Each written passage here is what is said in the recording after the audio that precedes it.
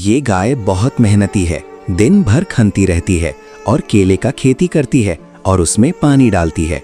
धीरे धीरे केले का पेड़ बड़ा होता चला जाता है, लेकिन एक दिन एक भालू खेत में आ जाता है और केले तोड़कर बर्बाद करने लगता है। तभी गाय आती है, भालू से लड़ने लगती है, लेकिन भालू ताकतवर होने के कारण गाय को उठाकर पटक देता है और गाय पुलिस स्टेशन फोन करके पुलिस बुलाती है।